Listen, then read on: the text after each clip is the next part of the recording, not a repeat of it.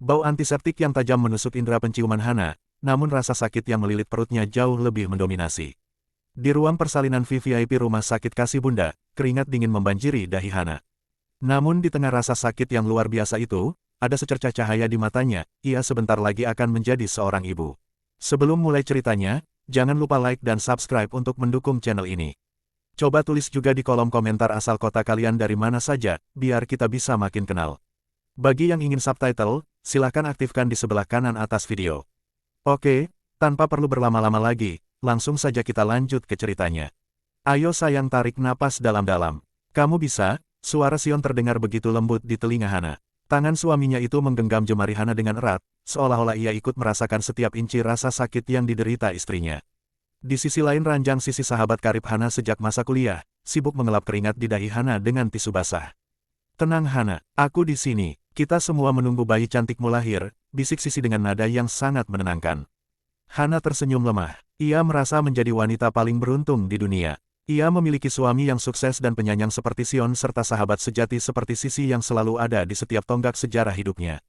Dokter, sakit sekali, rintih Hana saat kontraksi berikutnya datang lebih hebat. Sedikit lagi Bu Hana, pembukaannya sudah lengkap, ujar dokter dengan tenang. Setelah perjuangan selama berjam-jam yang menguras tenaga, suara tangisan bayi yang melengking akhirnya memecah ketegangan di ruangan itu. Hana bernapas lega, air mata kebahagiaan mengalir di pipinya. Bayinya perempuan, sangat cantik, ucap dokter sambil mengangkat bayi kecil yang masih kemerahan itu. Hana melihat Sion dan Sisi saling berpandangan selama beberapa detik. Ada kilatan aneh di mata mereka. Sesuatu yang saat itu dianggap Hana sebagai rasa lega yang luar biasa. Sion segera mendekati bayi itu, matanya berbinar dengan cara yang belum pernah Hana lihat sebelumnya. Dia sempurna Hana, sangat sempurna, kata Sion sambil mencium kening Hana singkat sebelum kembali menatap sang bayi dengan intens. Sisi berdiri di samping Sion, jemarinya menyentuh lengan Sion dengan sangat akrab. Mungkin terlalu akrab untuk ukuran seorang sahabat, namun Hana terlalu lelah untuk memikirkannya. Pandangannya mulai kabur karena pengaruh obat bius dan kelelahan yang luar biasa. Aku akan memberinya nama Maya, bisik Hana parau sebelum matanya perlahan terpejam. Hana tertidur dengan senyum di bibir, yakin bahwa setelah ini hidupnya akan menjadi dongeng yang sempurna. Kesadaran Hana kembali perlahan-lahan, kepalanya terasa berat, dan tubuhnya masih terasa kaku akibat pengaruh obat bius pasca operasi. Ruangan itu remang-remang, hanya diterangi oleh lampu tidur kecil di sudut ruangan. Ia hendak memanggil perawat, namun suaranya tertahan di tenggorokan saat mendengar bisikan halus dari balik tirai pembatas di dekat jendela. Dia benar-benar mirip dengan Sion. Lihat hidungnya, persis seperti foto bayiku dulu, suara itu milik Sisi. Tidak ada lagi nada santun seorang sahabat. Suaranya kini terdengar posesif dan penuh kemenangan.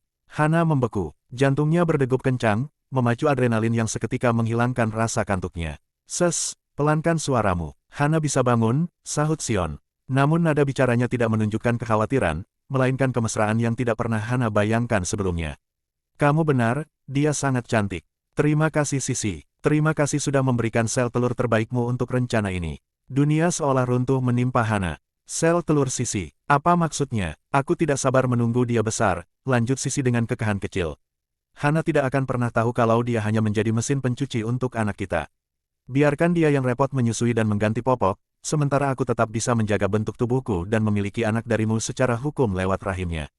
Sion tertawa kecil, suara yang biasanya terdengar menenangkan bagi Hana kini terdengar seperti suara iblis. Dia terlalu bodoh dan terlalu mencintaiku untuk mencurigai prosedur IVF yang kita atur. Baginya ini adalah keajaiban medis. Bagiku, ini adalah cara mendapatkan keturunan darimu tanpa skandal. Hana menggigit bibirnya begitu keras hingga rasa anyir darah memenuhi mulutnya. Ia ingin berteriak, ingin bangun dan mencakar wajah mereka berdua, namun akal sehatnya yang tersisa menahan dirinya. Jika ia meledak sekarang, ia tidak memiliki bukti. Ia hanya seorang wanita lemah yang baru saja dibedah, sementara mereka memegang kendali atas segalanya. Lalu bagaimana dengan aset perusahaan yang kamu janjikan? Tanya Sisi lagi. Tenanglah sayang, perlahan tapi pasti, aku akan memindahkan saham atas nama Hana ke rekening rahasiamu sebagai biaya sewa rahimnya selama 9 bulan ini, jawab Sion dingin.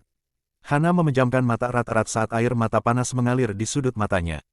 Pengkhianatan ini begitu dalam, begitu terencana dan begitu kejam. Selama 20 tahun ke depan, ia baru saja menyadari bahwa ia bukan sedang membangun keluarga, melainkan sedang dipenjara dalam sebuah sandiwara.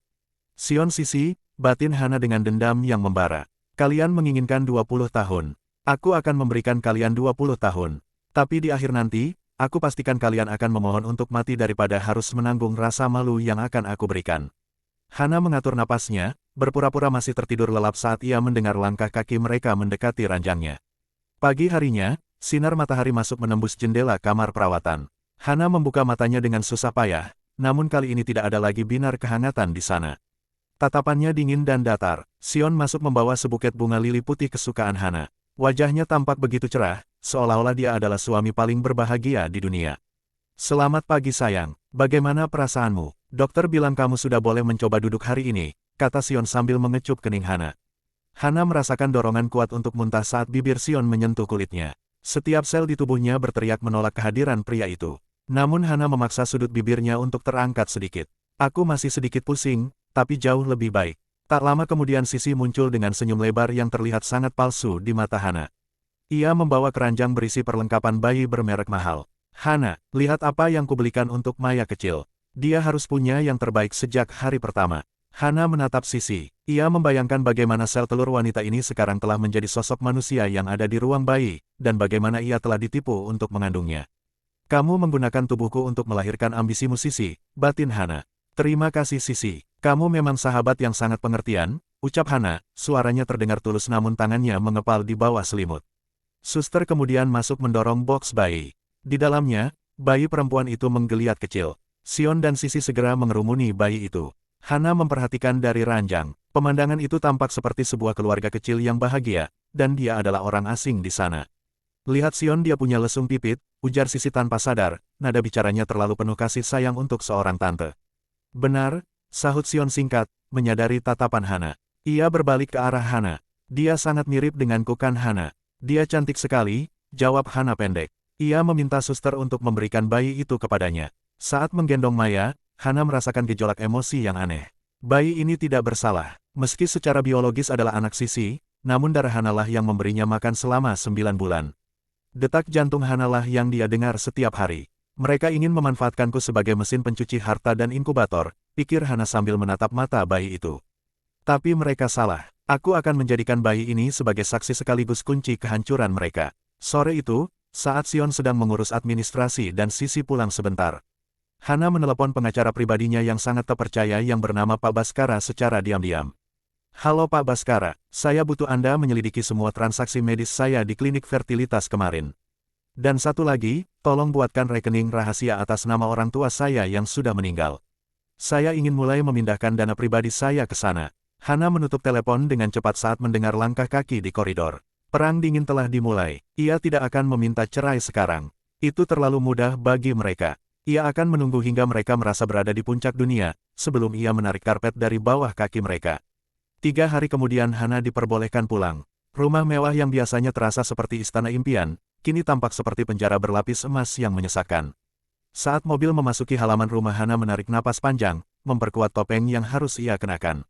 Selamat datang di rumah Nyonya, sambut para asisten rumah tangga dengan ceria. Sion membimbing Hana masuk dengan sangat protektif. Pelan-pelan sayang. Kamu harus istirahat total. Sisi sudah menyiapkan kamar bayi dengan sangat luar biasa di lantai atas.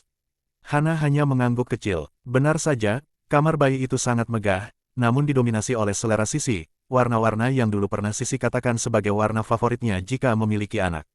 Bagaimana Hana, kamu suka? Tanya Sisi yang sudah menunggu di sana dengan bangga. Aku memilihkan dekorasi terbaik agar Maya merasa nyaman. Sangat detail Sisi. Kamu bahkan memikirkan hal-hal yang tidak terpikirkan olehku sebagai ibunya, balas Hana dengan nada yang sedikit tajam, namun segera ia tutupi dengan senyuman kecil. Malam harinya, sebuah insiden kecil terjadi. Hana terbangun karena mendengar suara tangisan Maya dari kamar bayi. Saat ia hendak beranjak dari ranjang, ia menyadari Sion tidak ada di sampingnya. Dengan langkah perlahan dan menahan nyeri di bekas operasinya, Hana berjalan menuju kamar bayi. Pintu kamar sedikit terbuka. Hana berhenti di ambang pintu dan melihat pemandangan yang membuat darahnya mendidih. Sisi sedang menggendong Maya, menimang-nimangnya dengan penuh kasih sayang. Di belakangnya Sion berdiri sambil memeluk pinggang Sisi dari belakang. Mereka bertiga tampak seperti potret keluarga yang utuh. Anak kita sangat cantik Sisi. Aku hampir tidak sabar menunggu dia tumbuh besar agar dunia tahu dia milik kita, bisik Sion tepat di telinga Sisi. Sabar Sion, biarkan Hana melakukan tugasnya dulu. Kita butuh dia untuk menjaga reputasimu di perusahaan. Ingat, sebagian besar investor adalah kolega ayahnya, jawab Sisi sambil mengecup kening bayi itu. Hana mencengkeram kusen pintu hingga buku-buku jarinya memutih. Amarah yang meledak di dadanya hampir membuatnya mendobrak pintu itu, namun ia teringat wajah Pak Baskara dan rencana besarnya.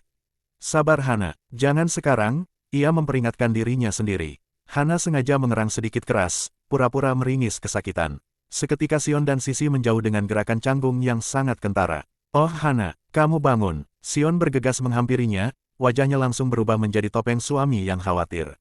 Kenapa tidak memanggilku? Kamu belum boleh banyak jalan. Aku mendengar Maya menangis, jawab Hana dingin, matanya menatap tajam ke arah Sisi. Terima kasih sudah menjaga anakku Sisi. Tapi sekarang aku sudah bangun. Kamu bisa pulang, ini sudah larut. Tidak enak dilihat tetangga kalau kamu terus-terusan di sini sampai tengah malam. Sisi tertegun, sedikit terkejut dengan nada bicara Hana yang biasanya lembut namun kini terasa sangat dingin. Ah, tentu aku hanya ingin membantu. Setelah Sisi pergi dan Sion tertidur lelap karena kelelahan, Hana duduk di kegelapan ruang kerja pribadinya. Ia membuka laptop dan mulai melihat catatan keuangan keluarga. Ia menemukan sebuah celah. Sion telah mulai mengalirkan dana kecil namun rutin ke sebuah yayasan fiktif yang baru ia sadari adalah milik kerabat Sisi. Kalian pikir aku bodoh, gumam Hana sambil mengambil foto dokumen tersebut. Kalian memberikan aku waktu 20 tahun. Baiklah, aku akan menggunakan setiap detik itu untuk memastikan saat hari itu tiba, kalian tidak akan memiliki tempat untuk bersembunyi. Hana kemudian menghapus riwayat pencariannya, menutup laptop, dan kembali ke ranjang dengan hati yang sekeras batu. 5 tahun berlalu dengan cepat. Maya tumbuh menjadi anak yang sangat cantik, namun sifatnya mulai menunjukkan tanda-tanda yang mengkhawatirkan. Ia memiliki temperamen yang sulit dan seringkali lebih memilih menghabiskan waktu dengan Sisi daripada dengan Hana. Sisi tidak pernah benar-benar pergi. Ia selalu ada di setiap perayaan ulang tahun, setiap hari libur, bahkan hampir setiap makan malam keluarga. Ia memanjakan Maya dengan mainan mahal dan janji-janji manis, sementara Hana mencoba menjadi sosok ibu yang disiplin. Aku tidak mau makan sayur. Tante Sisi bilang aku boleh makan es krim kalau aku tidak mau makan nasi. Teriak Maya kecil sambil melempar sendoknya ke lantai. Hana menatap putrinya dengan tenang, meski hatinya perih. Maya, es krim bukan makanan utama. Makan nasimu dulu. Sion yang baru saja masuk ke ruang makan, langsung menghampiri Maya dan menggendongnya. Sudahlah Hana, hanya sekali-sekali saja. Jangan terlalu keras pada anak sendiri. Sekali-sekali yang kamu maksud itu sudah terjadi setiap hari sejak Sisi sering datang ke sini Sion, jawab Hana datar. Tak lama kemudian Sisi muncul dari pintu depan tanpa mengetuk seolah-olah itu adalah rumahnya sendiri. Ada apa ini? Kenapa keponakan kesayanganku menangis? Sisi segera mengambil Maya dari pelukan Sion dan mencium pipinya. Ayo sayang ikut Tante Kemal. Kita beli mainan baru dan makan es krim sepuasnya. Maya bersorak kegirangan, sementara Sisi memberikan pandangan kemenangan yang sangat tipis ke arah Hana. Sion, kamu membiarkan ini? Tanya Hana setelah Sisi dan Maya pergi ke halaman. Sisi hanya ingin membantu Hana. Kamu terlalu sibuk dengan urusan yayasanmu belakangan ini. Biarkan Maya memiliki waktu yang menyenangkan, jawab Sion sambil merapikan dasinya bersiap pergi ke kantor. Hana tidak membalas. Ia tahu persis apa yang sedang mereka lakukan. Mereka mencoba mengasingkan Hana dari putrinya sendiri. Mereka ingin Maya membenci Hana agar nantinya saat kebenaran terungkap Maya akan dengan mudah memilih Sisi. Namun yang tidak diketahui Sion dan Sisi adalah bahwa kesibukan Hana di yayasan hanyalah sebuah kedok. Setelah Sion pergi, Hana masuk ke ruang bawah tanah yang telah ia ubah menjadi ruang arsip pribadi yang terkunci rapat. Di sana ia bertemu dengan Pak Baskara. Bagaimana progresnya? Tanya Hana. Sesuai rencana Nyonya, ujar Pak Baskara sambil menyerahkan map hitam. Sion telah mengalihkan hampir 15% saham perusahaan ke perusahaan cangkang atas nama Sisi. Saya sudah mendokumentasikan setiap aliran dananya. Secara hukum ini adalah penggelapan aset dalam perkawinan. Hana melihat foto-foto yang dilampirkan, Sion dan Sisi yang diam-diam makan malam romantis di luar kota saat Hana sedang sibuk bekerja. Terus kumpulkan, perintah Hana. Jangan biarkan mereka curiga. Biarkan Sisi merasa dia sudah menang atas Maya. Biarkan Sion merasa dia adalah pemain yang paling cerdik. Hana keluar dari ruangan itu dan melihat foto keluarga di dinding. Ia menatap wajah Maya kecil. Maafkan aku sayang, batinnya. Ibu harus membiarkanmu sedikit menjauh sekarang, agar ibu punya kekuatan untuk menghancurkan mereka yang ingin memanfaatkanmu nanti. Malam itu Hana menulis di buku harian rahasianya. Tahun kelima, musuh merasa nyaman. Umpan telah dimakan. Memasuki tahun ketujuh, keberanian Sisi dan Sion mulai melampaui batas kewajaran. Sisi tidak lagi bersikap sebagai tamu, ia mulai mengatur urusan rumah tangga Hana seolah-olah dirinya adalah nyonya rumah yang sah. Puncaknya terjadi pada suatu sore saat Hana pulang lebih awal dari pertemuan bisnisnya. Di ruang tamu, Ia menemukan Sisi sedang menginstruksikan para asisten rumah tangga untuk mengganti gorden sutra pilihan Hana dengan warna merah marun yang mencolok. Ganti semuanya. Sion bilang dia sudah bosan dengan warna yang pucat ini. Dia ingin suasana yang lebih berani, ucap Sisi dengan nada memerintah. Para pelayan tampak serba salah saat melihat Hana berdiri di ambang pintu. Nyonya, Hana berjalan tenang ke tengah ruangan. Siapa yang mengizinkan kalian menyentuh dekorasi rumah ini? Sisi berbalik, tidak menunjukkan rasa takut sedikit pun. Ia justru tersenyum tipis, jenis senyum yang memuakkan. Oh Hana, kamu sudah pulang. Jangan salahkan mereka. Aku yang meminta. Sion mengeluh padaku kemarin malam kalau rumah ini terasa seperti kuburan karena seleramu yang terlalu kaku. Hana menatap Sisi tepat di matanya. Sejak kapan suamiku membicarakan dekorasi rumah dengan wanita yang statusnya hanya sahabat? Sejak sahabatnya ini lebih mengerti apa yang dia butuhkan Hana, balas Sisi santai sambil berjalan mendekati Hana. Ia membisikkan sesuatu yang hanya bisa didengar oleh mereka berdua. Kamu hanya memiliki namanya di atas kertas, tapi akulah yang memiliki hatinya dan bayinya. Hana merasakan api kemarahan menyulut dadanya, namun ia menarik napas dalam. Ini adalah bagian dari rencana. Semakin mereka berani bertindak terang-terangan, semakin banyak bukti yang bisa ia kumpulkan. Malam itu, saat makan malam, suasana sangat canggung. Maya terus bercerita betapa serunya berenang bersama Tante Sisi dan Papa tadi siang, sementara Hana sibuk bekerja. Papa, nanti kalau Maya ulang tahun, Tante Sisi boleh menginap di sini kan? Tanya Maya dengan mata berbinar. Sion melirik Hana sekilas sebelum menjawab, tentu saja sayang. Rumah ini selalu terbuka untuk Tante Sisi.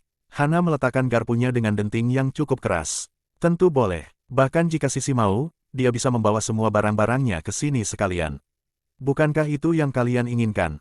Sion tersedak minumannya. Apa maksudmu Hana? Jangan bicara sembarangan di depan anak. Aku hanya menawarkan bantuan Sion. Bukankah kalian sudah sangat dekat? Sampai-sampai Sisi tahu rahasia terdalam perusahaanmu.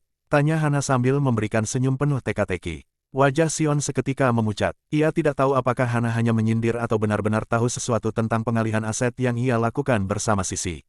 Setelah makan malam Hana masuk ke kamarnya dan segera mengunci pintu. Ia mengeluarkan ponsel rahasianya dan mengirim pesan kepada Pak Baskara. Mereka mulai tidak sabar. Sisi sudah berani mengatur rumah. Pastikan penyadap di mobil Sion masih berfungsi. Aku ingin rekaman pembicaraan mereka besok pagi.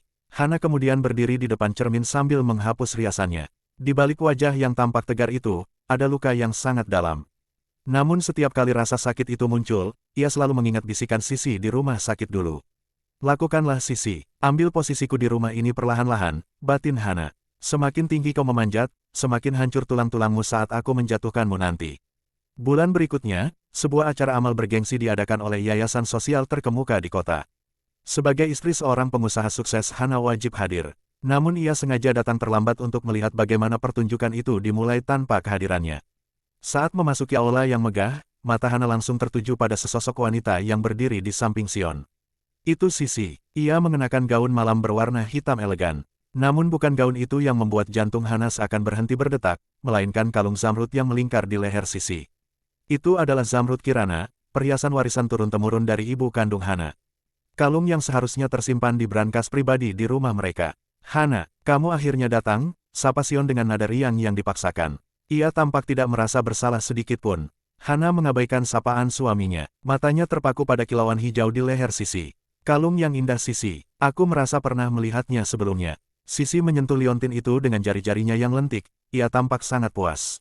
Oh ini, Sion yang meminjamkannya padaku. Katanya permata ini terlalu indah jika hanya disimpan di dalam kotak yang berdebu. Dia bilang warna hijaunya sangat serasi dengan mataku. Tangan Hana mengepal di balik gaunnya. Itu adalah satu-satunya benda kenangan yang tersisa dari ibunya. Melihat benda suci itu melingkar di leher wanita yang telah mencuri sel telur dan suaminya adalah penghinaan yang tak tertahankan. Benarkah Sion? Tanya Hana, suaranya rendah namun penuh ancaman. Sion berdeham canggung, menyadari ada sesuatu yang salah. Sisi butuh perhiasan untuk acara ini Hana. Aku pikir kamu tidak keberatan. Toh kita ini sudah seperti keluarga. Keluarga tidak mencuri dari satu sama lain Sion, balas Hana dingin. Sisi tertawa kecil, suara yang terdengar seperti gesekan pisau di telinga Hana. Mencuri adalah kata yang kasar Hana. Aku menyebutnya sebagai berbagi kenyamanan. Hana menarik napas dalam-dalam. Kesabarannya benar-benar berada di titik nadir. Ia ingin sekali menjambak kalung itu hingga putus, namun ia tahu itu akan merusak citra yang telah ia bangun selama bertahun-tahun. Ia mendekat ke arah Sisi, berpura-pura merapikan kerak gaun Sisi, lalu berbisik sangat pelan, pakailah selagi bisa Sisi. Karena saat aku mengambilnya kembali nanti, aku tidak hanya akan mengambil kalung itu, tapi juga kulit yang menopangnya. Wajah Sisi berubah pucat sesaat, namun Hana sudah berbalik pergi menuju meja relasinya dengan senyum anggun yang menipu. Malam itu, setelah kembali ke rumah Hana tidak tidur. Ia langsung menuju ruang kerjanya. Ia tidak lagi hanya mengumpulkan bukti keuangan. Ia mulai menyusun rencana yang lebih agresif. Pak Baskara, ucap Hana di telepon pada pukul 2 pagi. Cari tahu siapa pemasok perhiasan ilegal atau toko gadai yang biasa dikunjungi Sion. Dan saya ingin Anda mengatur pertemuan dengan detektif swasta terbaik untuk membuntuti Sisi 24 jam. Saya ingin tahu setiap inci kotoran di hidupnya. Hana menutup telepon dan menatap foto ibunya yang ada di meja. Maafkan aku Bu, biarkan dia memakainya sebentar lagi. Aku berjanji, perhiasan itu akan kembali padaku setelah dicuci dengan air mata mereka. Hana menyadari bahwa emosi sesaat hanya akan menghancurkan rencana besarnya. Kejadian kalung zamrud itu menjadi alarm bagi dirinya. Ia harus bergerak lebih cepat namun lebih senyap. Jika Sion berani memberikan warisan ibunya kepada Sisi, maka Sion tidak akan ragu untuk membiarkan Hana berakhir di jalanan suatu hari nanti. Aku tidak boleh hanya menjadi korban yang bertahan, gumam Hana di tengah kesunyian malam. Aku harus menjadi predator yang menunggu. Langkah pertama adalah membangun benteng keuangan. Selama bertahun-tahun Hana dikenal sebagai istri yang hanya mengurus yayasan sosial. Namun di balik yayasan itu Hana mulai mendirikan serangkaian perusahaan holding di luar negeri dengan bantuan Pak Baskara. Nyonya, ini adalah dokumen pengalihan dana dari dividen pribadi Anda yang selama ini masuk ke rekening bersama, ujar Pak Baskara dalam pertemuan rahasia di sebuah kafe pinggiran kota. Saya telah memutarnya ke pasar saham internasional. Nilainya sekarang sudah 3 kali lipat dari aset lancar milik Sion. Hana meninjau dokumen itu dengan teliti. Bagus, pastikan nama saya tidak muncul di manapun. Gunakan nama gadis ibu saya atau identitas anonim. Langkah kedua adalah jaringan informasi. Hana mulai mendekati para istri pejabat dan petinggi bank yang menjadi rekan bisnis Sion. Dalam arisan dan jamuan teh yang tampak remeh Hana memasang telinga. Ia menjadi pendengar yang baik, mengumpulkan rahasia-rahasia kecil tentang kelemahan bisnis suaminya. Ia mengetahui bahwa perusahaan Sion sebenarnya sedang mengalami krisis likuiditas karena ekspansi yang terlalu dipaksakan, semuanya demi memenuhi gaya hidup mewah Sisi yang menuntut apartemen di luar negeri dan barang-barang branded.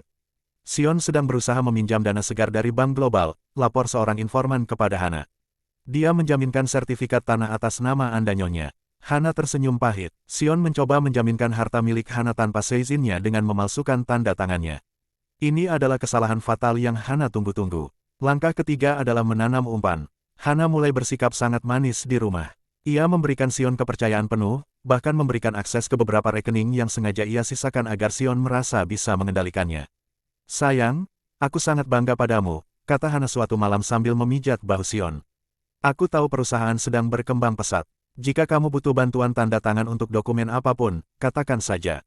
Aku percaya padamu. Sion tampak lega, matanya berkilat penuh kemenangan. Terima kasih Hana, kamu memang istri yang sangat pengertian. Aku berjanji semua ini untuk masa depan Maya. Hana tersenyum di balik punggung Sion. Ya, untuk masa depan Maya. Tapi bukan Maya yang kamu bayangkan. Di kamar sebelah Sisi sedang mengirim pesan singkat kepada Sion. Hana semakin tunduk. Segera selesaikan pengalihan saham itu, lalu kita bisa hidup bersama tanpa bayang-bayangnya.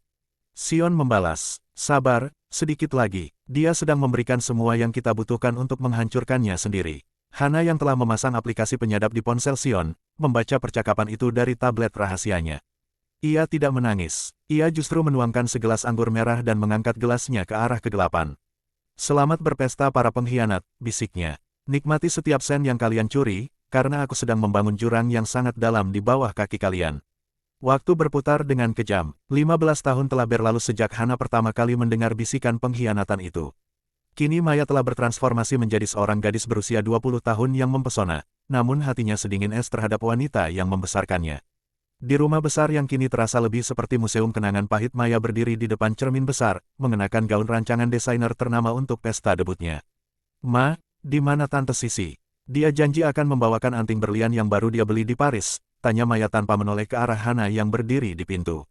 Hana menatap punggung gadis itu. Dia akan datang Maya, tapi bukankah ibu sudah menyiapkan perhiasan keluarga untukmu? Maya berbalik, wajahnya menunjukkan ketidaksenangan yang nyata. Perhiasan ibu terlalu kuno, Tante Sisi lebih tahu apa yang sedang tren sekarang. Dia mengerti aku, tidak seperti ibu yang selalu mengatur dan bicara soal etika bisnis setiap waktu. Hana merasakan denyut nyeri di dadanya, namun ia tetap tenang. Selama bertahun-tahun Sisi telah berhasil memerankan sosok kakak perempuan sekaligus sahabat yang asyik bagi Maya, sementara Hana dibiarkan menjadi sosok ibu yang membosankan dan kaku. Ini adalah strategi Sisi untuk memastikan Maya akan memihak padanya saat rahasia itu terbongkar.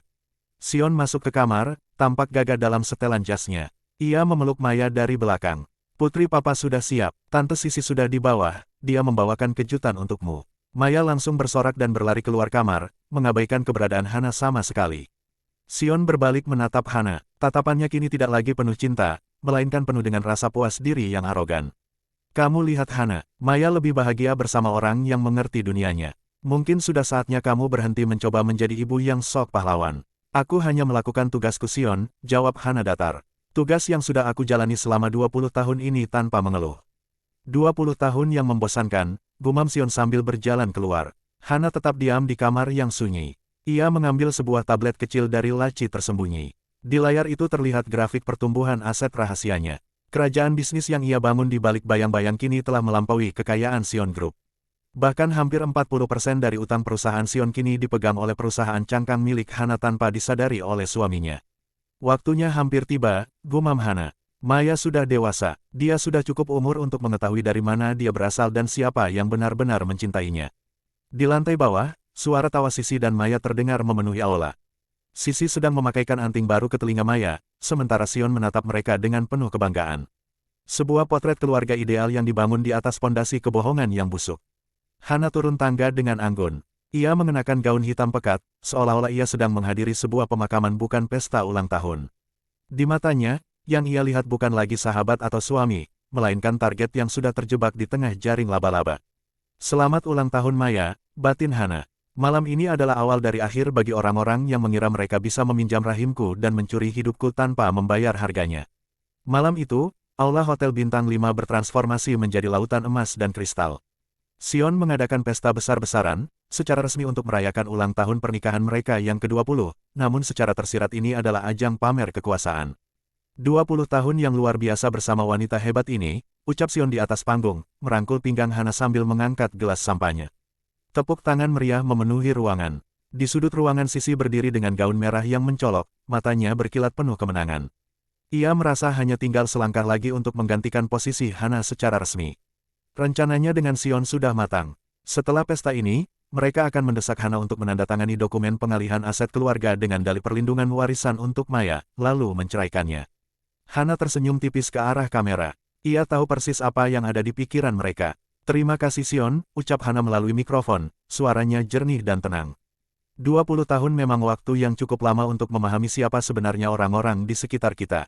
Sion sedikit mengernyit, merasa ada nada yang aneh dalam kalimat istrinya, namun ia segera menepisnya. Saat musik berdansa dimulai Hana mendekati meja tempat Maya dan Sisi duduk. Ia meletakkan sebuah kotak kado kecil di depan Maya. Ini untukmu Maya, karena kamu sudah 20 tahun, ada sesuatu yang harus kamu miliki. Ini bukan sekadar perhiasan, tapi identitas, ujar Hana lembut. Apa ini Ma? Kalau isinya buku motivasi lagi, simpan saja, cetus Maya ketus, namun ia tetap membukanya karena penasaran. Di dalam kotak itu bukan perhiasan, melainkan sebuah flash disk perak dan sebuah kunci brankas bank swasta. Sisi yang duduk di samping Maya tiba-tiba merasa tidak enak badan. Firasatnya mulai bekerja. Apa ini? Tanya Maya bingung. Itu adalah kunci menuju kebenaran tentang hari kelahiranmu Maya. Tentang siapa yang memberimu nyawa, dan siapa yang hanya memberikan sel, bisik Hana tepat di samping telinga Maya, cukup keras untuk membuat Sisi yang berada di sana tersentak hingga menumpahkan minumannya. Hana, apa yang kamu lakukan? Desis Sisi, wajahnya mendadak pucat pasi. Hanya memberikan hadiah Sisi. Bukankah kita selalu berbagi segalanya selama 20 tahun ini? Hana menatap Sisi dengan tatapan yang sangat tajam, seolah sedang menguliti wanita itu hidup-hidup. Di saat yang sama, layar besar di panggung yang seharusnya menampilkan foto-foto romantis perjalanan cinta Hana dan Sion tiba-tiba berkedip. Operator teknis di belakang layar yang telah dibayar mahal oleh Hana mulai menjalankan file yang berbeda. Bukan foto romantis yang muncul, melainkan salinan dokumen transaksi medis dari klinik fertilitas 20 tahun lalu, lengkap dengan nama Sisi sebagai donor dan Hana sebagai resipien prosedur rahim pinjaman yang tidak lazim. Suasana aula yang riuh tiba-tiba menjadi hening mencekam. Ratusan pasang mata tamu undangan kini tertuju pada layar besar tersebut. Sion yang sedang berbincang dengan investor penting di dekat panggung membeku. Gelas di tangannya jatuh dan pecah berkeping-keping. Hana, matikan itu sekarang. Teriak Sion, suaranya bergetar antara amarah dan ketakutan yang luar biasa. Hana berdiri di tengah ruangan, dikelilingi oleh tamu-tamu kelas atas yang kini mulai berbisik riuh. Ia tidak tampak takut, ia justru tampak seperti ratu yang baru saja merebut kembali tahtanya. Pesta baru saja dimulai Sion, ujar Hana pelan. Dan ini adalah pembalasan yang sudah aku susun selama 7.300 hari. Aula hotel berubah menjadi sarang lebah yang riuh. Para tamu undangan yang terdiri dari pengusaha kelas atas dan sosialita, tidak bisa melepaskan pandangan dari layar yang menampilkan aib keluarga tersebut. Bisik-bisik menghina mulai memenuhi ruangan, menusuk telinga Sion dan Sisi. Apa-apaan ini? Operator, matikan layarnya, raung Sion sambil berlari menuju meja teknis. Namun para penjaga keamanan yang ia sewa justru menghalanginya. Mereka bukan lagi orang-orangnya. Hana telah mengambil alih kontrak mereka beberapa jam sebelum acara dimulai. Sisi mencoba melarikan diri dari kerumunan, namun ia terkepung oleh tatapan menghakimi para istri pejabat yang selama ini ia coba dekati. Hana berjalan perlahan menuju panggung. Langkah kakinya terdengar mantap di atas lantai marmer. Ia mengambil mikrofon dari stand dengan tenang. Hadirin sekalian, mohon maaf atas gangguan teknis ini. Suara Hana terdengar sangat berwibawa, jauh dari kesan istri yang lemah. Namun kebenaran memang terkadang sulit untuk ditelan. Selama 20 tahun, saya telah menjaga rahasia ini demi martabat suami saya Sion dan sahabat saya Sisi. Namun saat pengkhianatan meluas hingga ke pencurian aset perusahaan, saya tidak bisa tinggal diam lagi. Sion akhirnya berhasil mencapai panggung, wajahnya merah padam. Hana, kau gila, kau menghancurkan namaku, kau menghancurkan masa depan Maya. Hana menatap Sion dengan dingin. Masa depan Maya sudah hancur sejak kau dan Sisi memutuskan untuk menganggapnya sebagai proyek bisnis, bukan anak manusia. Hana kemudian mengeluarkan sebuah map teh berkas dari balik gaunnya. Tuan-tuan dan nyonya-nyonya, terutama para pemegang saham Sion Group. Sambil Anda melihat dokumen medis tersebut, saya ingin memberitahukan bahwa per hari ini, saya telah membeli 40% utang perusahaan Sion melalui holding pribadi saya. Berdasarkan klausul gagal bayar yang baru saja diaktifkan karena penyalahgunaan dana perusahaan untuk kepentingan pribadi saudari Sisi, saya adalah pemilik sah mayoritas aset yang kalian lihat malam ini. Keheningan kembali menyelimuti ruangan. Ini bukan sekadar skandal perselingkuhan. Ini adalah kudeta bisnis yang sangat bersih. Kamu tidak mungkin melakukannya. Dari mana kamu punya uang? Tanya Sion, suaranya kini mencicit. Dari setiap sen yang kau remehkan Sion. Dari setiap dividen yang kau pikir tidak aku pantau selama 2 dekade, jawab Hana. Ia berpaling ke arah Sisi yang kini tertunduk di sudut ruangan. Sisi, terima kasih sudah menjaga perhiasan ibuku malam itu. Sekarang tolong lepaskan semua yang bukan milikmu. Termasuk harga diri yang selama ini kau pinjam dariku. Hana turun dari panggung tanpa menoleh lagi. Ia menghampiri Maya yang masih duduk terpaku menatap flash disk di tangannya dengan tatapan kosong. Ayo pulang Maya, tapi bukan ke rumah itu. Kita akan pulang ke tempat di mana tidak ada lagi kebohongan, ajak Hana lembut sambil mengulurkan tangan. Maya menatap tangan Hana, lalu menatap Sisi yang kini tampak begitu kecil dan hina di matanya. Untuk pertama kalinya dalam bertahun-tahun Maya menyadari siapa yang sebenarnya berdiri tegak melindunginya selama ini, meski dalam diam yang menyakitkan. Malam itu Hana meninggalkan hotel sebagai pemenang. Ia tidak lagi dikenal sebagai istri Sion, melainkan sebagai Hana yang baru. Wanita paling berpengaruh yang baru saja meruntuhkan sebuah kerajaan palsu hanya dalam 1 malam. Keesokan paginya, badai berita memenuhi setiap halaman portal media sosial dan berita bisnis. Saham Sion Group terjun bebas. Namun di dalam penthouse mewah yang baru saja Hana beli atas namanya sendiri, suasana sangat tenang. Hana sedang menikmati tehnya sambil mengamati rekaman CCTV dari rumah lama mereka. Di sana, di ruang tamu yang dulu pernah ia hias dengan penuh kasih, sebuah perang besar sedang pecah. Bukan antara Hana dan mereka, melainkan antara Sion dan Sisi. Ini semua idemu Sisi. Kau yang bilang kita harus memindahkan aset itu agar Hana tidak mendapatkan apa-apa saat kita berpisah nanti. Teriak Sion, suaranya terdengar pecah melalui pengeras suara monitor. Sekarang lihat, dia tahu semuanya. Dia memegang semua hutangku. Sisi tidak tinggal diam. Ia melemparkan vas bunga ke arah Sion. Jangan salahkan aku. Kau yang terlalu bodoh membiarkan dia mengawasi keuanganmu. Kau yang terlalu percaya diri bahwa dia hanyalah istri pajangan yang tidak punya otak. Hana tersenyum tipis. Ia tahu bahwa pengkhianat tidak memiliki kesetiaan sejati. Kesetiaan mereka hanya didasarkan pada keuntungan. Begitu keuntungan itu hilang, yang tersisa hanyalah insting untuk saling menyalahkan. Hana kemudian menekan sebuah tombol di ponselnya, menghubungi pengacara Sion yang sebenarnya sudah lama bekerja secara rahasia untuk Hana. Kirimkan dokumen itu sekarang, perintahnya singkat. Sesaat kemudian, di rumah itu, seorang kurir mengantarkan dokumen kepada Sion. Dokumen itu berisi bukti bahwa Sisi diam-diam telah mencoba menjual sebagian saham yang Sion berikan padanya kepada pesaing bisnis Sion beberapa bulan lalu. Apa ini? Sion membaca dokumen itu dengan mata terbelalak. Ia menatap Sisi dengan tatapan haus darah. Kau mencoba mengkhianatiku juga. Kau ingin lari dengan uangku sebelum kapal ini tenggelam. Itu tidak benar. Itu jebakan Hana. Jerit Sisi panik. Bukti ini tidak bisa bohong Sisi. Kamu bahkan sudah memesan tiket ke luar negeri atas namamu sendiri tanpa aku. Raung Sion. Padahal tiket itu adalah pesanan anonim yang dilakukan oleh tim Hana untuk memicu kecurigaan. Hana memahami psikologi kedua orang ini dengan sangat baik. Mereka adalah orang-orang yang selalu merasa akan dikhianati karena mereka sendiri adalah pengkhianat. Sementara mereka saling mencabik harga diri satu sama lain. Hana masuk ke kamar Maya. Putrinya itu duduk di tepi tempat tidur, tampak jauh lebih tenang dari semalam, namun matanya sembab. Mereka sedang menghancurkan diri mereka sendiri Maya, kata Hana lembut sambil duduk di sampingnya. Ma, kenapa Mama menunggu sampai 20 tahun? Suara Maya bergetar. Kenapa Mama membiarkan aku membenci Mama selama itu? Hana membelai rambut Maya. Karena jika ibu memberitahumu saat kau masih kecil, mereka akan dengan mudah mencuci otakmu dan membuatku terlihat seperti orang gila. Aku butuh kamu dewasa agar kamu bisa melihat dengan matamu sendiri, bukan dengan apa yang mereka katakan. Aku harus memastikan bahwa saat aku memukul mereka, mereka tidak punya kesempatan untuk bangkit lagi dan menyakitimu. Maya memeluk Hana dengan erat, tangisan yang selama ini tertahan akhirnya pecah. Maafkan aku Ma, aku sangat bodoh. Bukan kamu yang bodoh sayang. Mereka yang terlalu jahat, bisik Hana. Hana menatap keluar jendela, ke arah cakrawala kota. Tahap memecah belah telah berhasil. Kini, saatnya memberikan pukulan terakhir yang akan memastikan Sion dan Sisi tidak hanya kehilangan harta, tapi juga kehilangan hak untuk menginjakkan kaki di dunia yang mereka banggakan. Maya duduk di kegelapan kamarnya, hanya diterangi cahaya dari layar laptop. Di tangannya flash disk perak pemberian Hana terasa sangat dingin. Dengan tangan gemetar ia membuka folder berjudul Protokol 2005. Satu persatu dokumen muncul.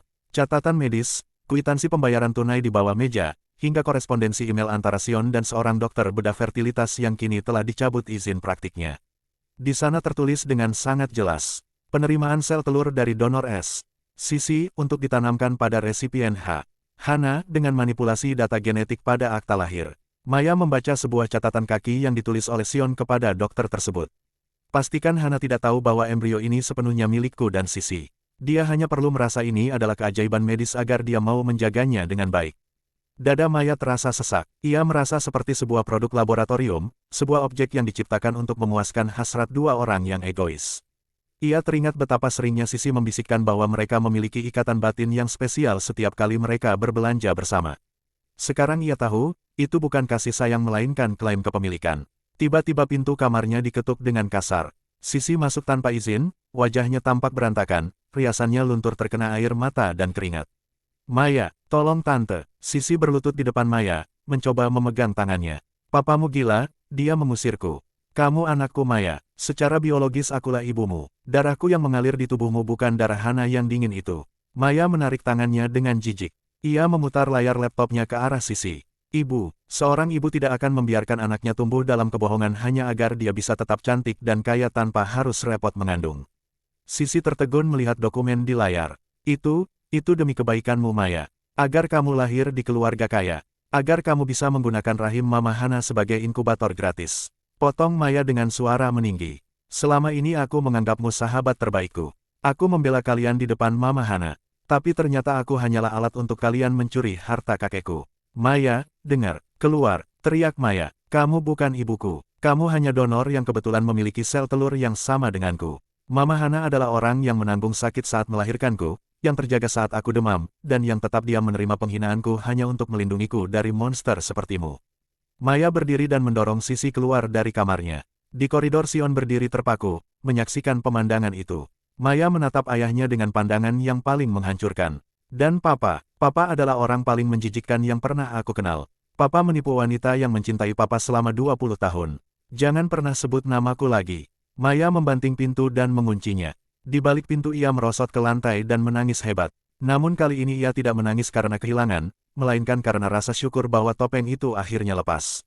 Sementara itu, dari sudut koridor Hana berdiri memperhatikan semuanya. Ia tidak merasa senang melihat putrinya menderita, namun ia tahu ini adalah operasi pembersihan yang diperlukan agar Maya bisa tumbuh menjadi wanita yang kuat. Hana mengeluarkan ponselnya. Pak Baskara, ajukan gugatan pidana untuk pemalsuan dokumen otentik dan penipuan medis. Sekarang, hari-hari setelah terungkapnya rahasia itu adalah masa tersulit bagi Maya. Ia menolak keluar dari penthouse Hana. Ia sering berdiri berjam-jam di depan cermin, menatap wajahnya sendiri, mencari jejak sisi di matanya, hidungnya dan garis rahangnya. Setiap kali ia menemukan kemiripan itu, ia merasa muak. Siapa aku sebenarnya, Ma? Tanya Maya suatu sore saat Hana membawakannya makanan. Jika seluruh keberadaanku didasarkan pada kebohongan, apakah aku ini nyata? Hana meletakkan nampan dan duduk di samping Maya. Ia mengambil tangan Maya dan meletakkannya di atas dada Maya sendiri. Darah dan sel hanyalah cetakan biru Maya. Tapi detak jantung ini, napas ini, dan jiwa yang ada di dalamnya, itu milikmu sendiri. Kamu bukan ciptaan Sion atau Sisi. Kamu adalah individu yang aku pertaruhkan nyawaku untuk dilahirkan. Hana menatap putrinya dengan intens. Mereka mungkin yang merancang skemanya, tapi aku yang memilih untuk mencintaimu meski aku tahu kebenarannya sejak hari pertama kamu lahir. Itu yang membuatmu nyata. Sementara Maya berjuang dengan badai batinnya, Hana tidak membiarkan satu detik pun terbuang untuk melancarkan serangan hukum. Di kantor pusat Sion Group, suasana mencekam. Pak Baskara datang bersama tim kurator dan pihak kepolisian. Mereka membawa surat perintah penyitaan aset berdasarkan gugatan penipuan dan pemalsuan dokumen yang diajukan Hana. Tuan Sion, berdasarkan bukti pemalsuan tanda tangan Nyonya Hana pada dokumen penjaminan aset, serta pengalihan dana ilegal ke rekening saudari Sisi, pengadilan telah membekukan seluruh aset operasional perusahaan ini, ujar Pak Baskara dengan suara dingin dan profesional. Sion yang tampak tidak tidur selama berhari-hari, mencoba melawan. Ini perusahaan saya, kalian tidak bisa melakukan ini. Ini adalah perusahaan yang dibangun di atas modal keluarga Nyonya Hana Tuan, balas Pak Baskara. Dan sekarang pemilik utang terbesar Anda adalah perusahaan klien saya. Anda memiliki waktu 1 jam untuk mengosongkan ruangan ini. Di tempat lain Sisi mengalami nasib yang lebih tragis. Apartemen mewah yang selama ini ia tempati ternyata adalah milik perusahaan cangkang yang kini telah diambil alih oleh Hana. Para petugas keamanan datang dan mengeluarkan semua barang-barangnya ke trotoar. Kalian tidak tahu siapa aku. Aku adalah calon istri pemilik Sion Group. Teriak Sisi histeris di lobi apartemen, menarik perhatian orang-orang yang lewat. Maaf Nyonya, ujar kepala keamanan. Sion Group sudah dinyatakan pailit pagi ini. Dan pemilik baru gedung ini meminta Anda segera pergi. Sisi menatap tumpukan tas brandednya di pinggir jalan.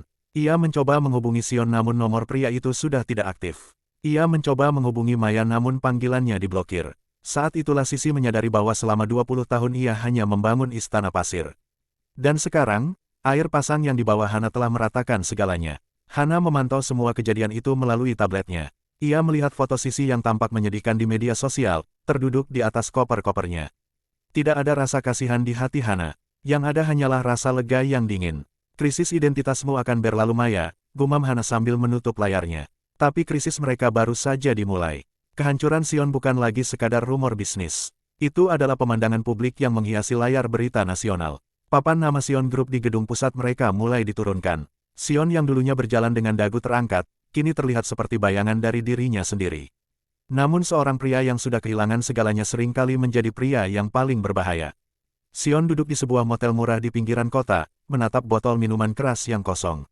Pikirannya kalut, ia tidak bisa menerima bahwa Hana yang ia anggap patuh dan lemah, telah mengalahkannya dengan cara yang begitu telak. Ini tidak mungkin berakhir seperti ini, geram Sion. Hana harus membayar. Dia mengambil uangku, dia mengambil perusahaanku, dia bahkan mengambil Maya dariku. Dalam keputusasaannya Sion melakukan tindakan nekat. Ia masih memiliki satu kunci cadangan ke sebuah brankas kecil di kantor lama yang belum sempat disita karena lokasinya yang tersembunyi. Di sana, ia menyimpan senjata api ilegal yang ia beli bertahun-tahun lalu untuk keamanan pribadi. Sion tahu ia tidak bisa memenangkan hukum, jadi ia memutuskan untuk menggunakan cara terakhir. Ancaman. Malam itu Hana baru saja kembali ke penthouse setelah pertemuan dengan para investor baru. Maya sedang berada di kamarnya, mencoba fokus pada studinya yang sempat terbengkalai. Saat Hana baru saja melangkah keluar dari lift menuju lobi pribadinya, ia merasakan moncong dingin logam menempel di belakang kepalanya. Jangan bergerak Hana, suara serak Sion terdengar tepat di telinganya. Hana membeku namun ia tidak berteriak. Jantungnya berdegup kencang tapi otaknya tetap bekerja dengan dingin. Sion, kamu sudah jatuh cukup rendah. Tapi aku tidak menyangka kamu akan jatuh serendah ini.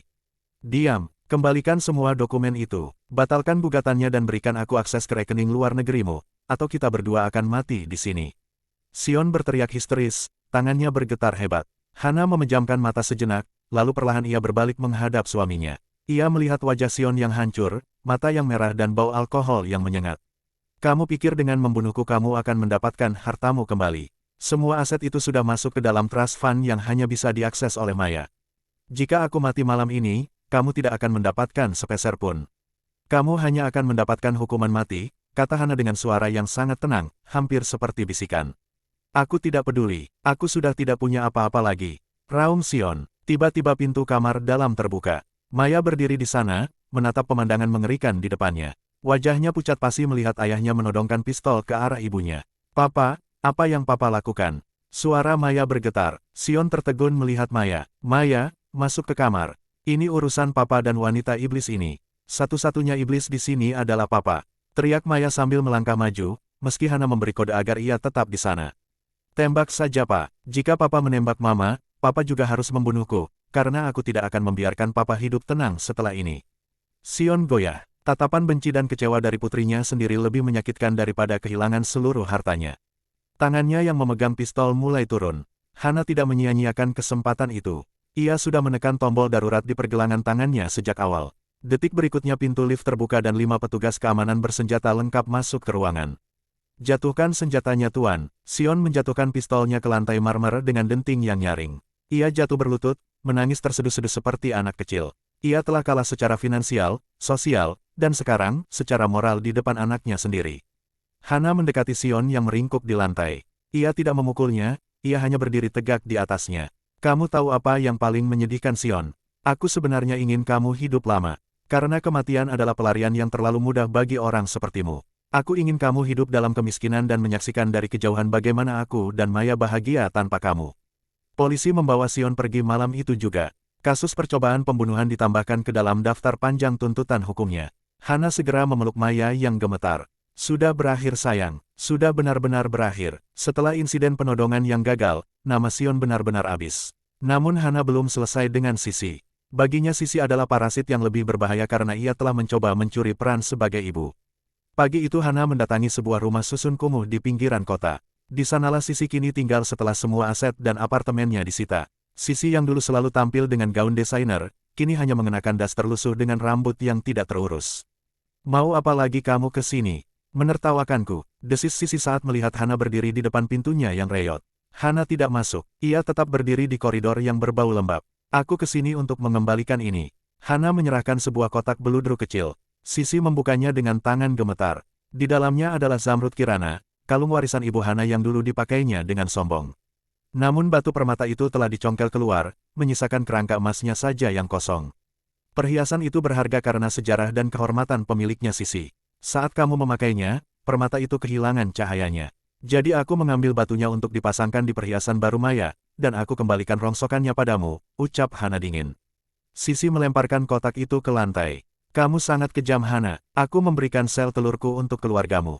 Kamu menjualnya Sisi, dan kamu sudah dibayar dengan 20 tahun hidup mewah yang bukan milikmu. Sekarang masa sewamu sudah habis. Hana kemudian mengeluarkan sebuah map dokumen. Ini adalah dokumen pencekalan. Dengan bukti penipuan medis dan penggelapan dana yang aku ajukan, kamu tidak akan bisa bekerja di perusahaan manapun di negeri ini. Namamu sudah masuk daftar hitam perbankan. Kamu akan hidup dengan sisa uang yang ada di kantongmu hari ini, dan tidak lebih. Sisi jatuh terduduk, menangis histeris. Hana berbalik pergi tanpa menoleh sedikit pun. Siang harinya Hana mengunjungi Sion di penjara. Ia membawa dokumen terakhir yang paling dinanti, akta perceraian. Sion tampak sangat kurus di balik jeruji besi. Ia menatap Hana dengan tatapan kosong. Hana, tolong, setidaknya sisakan sedikit untukku agar aku bisa bertahan hidup setelah keluar dari sini. Hana meletakkan dokumen itu di meja bicara. Baca klausul nomor 7 Sion. Karena pengkhianatanmu yang terencana dan upaya pembunuhan, pengadilan memutuskan seluruh harta bersama jatuh ke tanganku.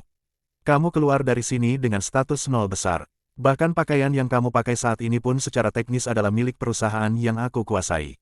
Sion menandatangani dokumen itu dengan tangan gemetar. Ia tahu tidak ada lagi celah untuk melawan. Kenapa Hana? Kenapa kamu begitu sabar menunggu 20 tahun? Tanya Sion parau. Hana mengambil kembali dokumen yang sudah ditandatangani itu, lalu berdiri. Karena aku ingin kamu merasakan bagaimana rasanya memiliki segalanya. Keluarga, harta, dan kehormatan, lalu kehilangan semuanya dalam sekejap. Aku ingin kamu merasakan apa yang aku rasakan di ruang persalinan 20 tahun lalu, dikhianati saat berada di titik paling lemah. Hana melangkah keluar dari ruang kunjungan penjara. Sinar matahari di luar terasa sangat hangat. Untuk pertama kalinya dalam 2 dekade Hana merasa napasnya benar-benar plong. Ia telah mengusir kedua parasit itu dari hidupnya secara permanen. Dinginnya dinding beton penjara menjadi teman setia Sion setiap malam. Pria yang dulunya tidur di atas spray sutra dengan pendingin ruangan yang sempurna, kini harus meringkuk di atas dipan keras dengan aroma pesing yang menyengat. Setiap kali ia memejamkan mata, ia melihat wajah Hana yang tersenyum di hari pernikahan mereka, disusul dengan wajah Hana yang dingin saat menyerahkan surat cerai. Aku seharusnya tidak seserakah itu, gumam Sion pada kegelapan. Penyesalan mulai menggerogoti jiwanya, namun itu bukan penyesalan karena telah menyakiti Hana, melainkan penyesalan karena ia telah kalah. Di luar penjara Sisi mengalami penjara jenis lain. Ia mencoba menghubungi satu persatu teman sosialitanya, orang-orang yang dulu berebut ingin berfoto dengannya atau mengundangnya ke pesta minum teh. Halo Linda, ini Sisi. Aku sedang ada masalah kecil dengan apartemenku, bolehkah aku menginap di tempatmu beberapa hari? Tanya Sisi dengan nada yang dipaksakan ceria. Sisi, oh maaf sekali, aku sedang di luar negeri. Dan lagi pula, setelah berita di koran itu, suamiku melarangku berhubungan dengan siapapun yang terlibat skandal penggelapan dana. Tolong jangan telepon lagi, jawab suara di seberang sana sebelum sambungan diputus secara sepihak. Sisi mencoba menelepon teman lainnya, namun hasilnya sama. Ada yang tidak mengangkat, ada yang langsung memblokirnya, bahkan ada yang terang-terangan menghinanya sebagai wanita parasit. Dunia yang dulu ia puja-puja ternyata hanya mencintainya karena uang Sion dan status Hana. Tanpa itu, ia tidak lebih dari sampah yang mengganggu pemandangan. Suatu sore, dengan sisa uang terakhir di dompetnya Sisi nekat mendatangi kantor pusat baru milik Hana. Ia berharap bisa memohon belas kasihan, atau setidaknya meminjam nama untuk mendapatkan pekerjaan rendah sekalipun. Namun ia bahkan tidak bisa melewati pintu putar di lobi. Maaf Nyonya Sisi, ujar petugas keamanan yang dulu pernah ia maki-maki karena terlambat membukakan pintu mobil. Nama Anda ada dalam daftar dilarang masuk permanen di seluruh gedung milik grup ini. Silakan pergi sebelum kami memanggil polisi atas tuduhan perbuatan tidak menyenangkan. Sisi berdiri di trotoar, menatap gedung pencakar langit itu. Ia melihat mobil mewah Hana keluar dari basement. Di kursi belakang, ia bisa melihat Hana dan Maya tertawa bersama sambil melihat sebuah tablet. Mereka tampak begitu bahagia, begitu utuh seolah-olah Sisi dan Sion tidak pernah ada dalam sejarah hidup mereka. Sisi jatuh terduduk di aspal yang panas. Ia menyadari satu hal yang paling menyakitkan, pembalasan Hana yang paling sempurna bukanlah memenjarakan mereka atau membuat mereka miskin. Pembalasan yang paling sempurna adalah fakta bahwa Hana dan Maya bisa hidup sangat bahagia seolah-olah pengkhianatan 20 tahun itu hanyalah sebuah debu kecil yang sudah dibersihkan. Sisi dan Sion telah dilupakan, sementara mereka harus hidup selamanya dengan ingatan tentang apa yang pernah mereka miliki namun mereka hancurkan sendiri. Hujan deras mengguyur kota, namun Sisi masih berdiri di depan sebuah toko barang bekas di gang sempit. Di tangannya, ia memegang sebuah tas tangan bermerek yang kulitnya sudah mulai mengelupas, salah satu dari sedikit barang mewah yang berhasil ia selamatkan dari penyitaan. 200.000 rupiah. Tidak bisa lebih, ujar pemilik toko dengan nada meremehkan. Apa, tas ini harganya 50 juta saat baru. Teriak Sisi, suaranya parau karena kedinginan. Itu dulu Nyonya, sekarang tas ini sudah tua, dan pemiliknya, yah, semua orang tahu siapa pemiliknya. Memajang tas ini di tokoku hanya akan merusak reputasiku, jawab pria itu sambil meludah ke samping. Sisi terpaksa menerima uang itu. Dengan langkah gontai ia berjalan menuju warung makan kecil. Saat ia masuk, orang-orang di sana mulai berbisik-bisik. Seseorang bahkan sengaja mengeraskan suara televisi yang sedang menayangkan berita tentang Lana Foundation yang baru saja menyumbangkan dana besar untuk panti asuhan. Itu dia kan, wanita yang mencuri sel telur dan suami sahabatnya. Bisik seorang ibu di meja pojok. Tidak tahu malu. Sudah tua, miskin pula, dulu gayanya selangit, sahut yang lain. Sisi menunduk dalam-dalam, mencoba menyembunyikan wajahnya dengan rambut yang kusut. Ia merasa seolah-olah seluruh dunia memiliki mata yang bisa menembus kulitnya dan melihat betapa busuknya ia di dalam. Tekanan mental ini mulai merusak jiwanya. Ia mulai mengalami halusinasi, mendengar suara Hana yang membisikkan kata-kata di ruang persalinan 20 tahun lalu. Malam itu Sisi kembali ke kamar kosnya yang sempit. Ia mencoba membuka media sosial menggunakan ponsel retaknya. Ia melihat akun Instagram Maya yang baru. Maya mengunggah foto bersama Hana dengan caption, "Ibu sejati adalah dia yang memelukmu saat seluruh dunia berbohong." Terima kasih Ma, foto itu disukai oleh ribuan orang. Tidak ada satupun komentar yang menanyakan tentang ibu biologis. Bagi dunia Sisi sudah mati. Ia telah dihapus dari narasi kehidupan Maya. Sisi menjerit histeris dan membanting ponselnya ke dinding. Aku yang memberimu wajah itu. Aku yang memberimu kecerdasan itu. Teriaknya pada dinding yang lembab. Namun dinding itu tidak menjawab. Keputusasaan membawa Sisi kembali ke rumah lama Hana di tengah malam. Ia berdiri di luar pagar tinggi yang kini dijaga ketat. Ia mencoba memanjat, namun alarm segera berbunyi. Petugas keamanan menangkapnya dalam hitungan menit. Mereka tidak membawanya ke kantor polisi kali ini. Sesuai instruksi Hana, mereka membawanya ke sebuah rumah sakit jiwa milik Yayasan Hana untuk pemeriksaan. Di sana Sisi ditempatkan di sebuah ruangan putih yang bersih namun sunyi. Dokter mengatakan bahwa Sisi mengalami gangguan stres pasca trauma yang hebat dan delusi kebesaran. Hana datang menjenguknya sekali, hanya sekali. Ia berdiri di balik kaca satu arah, melihat Sisi yang sedang berbicara sendiri dengan bantal, menganggap bantal itu adalah Maya. Dia ingin memiliki segalanya tanpa usaha Hana, ujar Pak Baskara yang berdiri di sampingnya. Sekarang dia memiliki dunianya sendiri Pak Baskara, jawab Hana tanpa ekspresi. Dunia di mana dia bisa menjadi siapa saja, karena di dunia nyata, dia sudah bukan siapa-siapa lagi. Hana meninggalkan rumah sakit itu. Ia telah memastikan Sisi mendapatkan perawatan, bukan karena kasihan, tapi karena Hana ingin Sisi tetap hidup untuk merasakan kehampaan itu selama mungkin. Setelah debu pertempuran hukum mereda dan musuh-musuh mereka telah menerima hukuman masing-masing, sebuah keheningan yang aneh menyelimuti hubungan Hana dan Maya. Meski mereka tinggal di atap yang sama dan berdiri di barisan yang sama melawan Sion dan Sisi, ada luka dalam yang perlu dijahit, waktu 20 tahun yang hilang dalam ketidakpercayaan. Suatu sore di balkon penthouse yang menghadap ke laut, Hana menemukan Maya sedang menatap album foto masa kecilnya. Maya tampak sedang mengusap sebuah foto di mana ia berusia 5 tahun, tertawa sambil memegang es krim, di sampingnya ada Sisi yang tersenyum lebar ke arah kamera. Aku selalu merasa bersalah setiap kali melihat foto ini, bisik Maya tanpa menoleh. Aku merasa telah mengkhianatimu setiap hari selama 20 tahun, Ma. Aku mencintai orang yang ingin menghancurkanmu, dan aku membenci orang yang sedang berdarah-darah melindungiku. Hana duduk di samping Maya, mengambil album itu dari tangannya. Kamu tidak salah Maya, seorang anak kecil hanya akan pergi ke arah mana cinta itu ditunjukkan. Sisi menunjukkan cinta yang mudah, hadiah, izin melakukan apa saja, dan sanjungan. Ibu menunjukkan cinta yang sulit, disiplin, kejujuran, dan batasan. Sulit bagi anak kecil untuk memilih yang kedua. Maya menatap Hana dengan mata berkaca-kaca. Tapi Mama tahu segalanya. Bagaimana Mama bisa menahan diri untuk tidak memelukku dan berteriak bahwa aku adalah anak Mama bukan anak dia? Hana tersenyum sedih. Karena jika ibu melakukan itu, ibu akan kehilanganmu selamanya. Sion akan menggunakan itu untuk menyatakan ibu tidak stabil secara mental dan mengambil hak asuhmu sepenuhnya. Ibu harus tetap dingin agar bisa tetap berada di sampingmu. Ibu harus menjadi musuh di matamu agar ibu bisa tetap menjadi perisai di hidupmu. Maya memeluk Hana dengan sangat erat, tangisannya pecah, kali ini bukan karena amarah, melainkan karena kelegaan yang luar biasa. Terima kasih karena tidak menyerah padaku, Ma. Terima kasih karena sudah menjadi ibuku, terlepas dari apapun yang tertulis di dokumen medis itu. Dokumen itu hanya bicara tentang biologi Maya, bisik Hana sambil mencium puncak kepala putrinya. Tapi setiap inci dari karaktermu, kekuatanmu, dan cara kamu memandang dunia sekarang, itu adalah hasil dari asuhanku. Kamu adalah perpanjangan jiwaku, bukan sel mereka. Malam itu, mereka melakukan sesuatu yang tidak pernah mereka lakukan sebelumnya. Mereka membakar semua foto yang ada Sisi dan Sion di dalamnya. Satu persatu, lembaran kertas itu menjadi abu. Mulai besok, ujar Maya sambil menatap api yang mulai padam, aku ingin mengganti nama belakangku. Aku tidak ingin memakai nama Sion lagi. Aku ingin memakai nama keluarga Mama. Hana tertegun, matanya berkilat penuh haru. Itu akan menjadi hadiah terbesar yang pernah ibu terima. Setahun telah berlalu sejak badai terbesar dalam hidup mereka mereda. Bandara internasional sedang sibuk pagi itu, namun di ruang tunggu keberangkatan kelas bisnis Hana dan Maya duduk dengan tenang. Tidak ada lagi beban di pundak mereka, tidak ada lagi kecemasan yang menghantui setiap tatapan. Hana memegang paspor barunya, dan di sampingnya Maya memegang paspor dengan nama yang kini selaras dengan nama ibunya, Maya Kirana. Apakah Mama akan merindukan rumah itu? Tanya Maya sambil menatap pemandangan landasan pacu. Hana menggeleng perlahan. Rumah adalah tempat di mana kita bisa tidur dengan hati yang tenang Maya. Selama 20 tahun, bangunan megah itu hanyalah medan perang bagiku. Aku tidak akan merindukannya sedikit pun.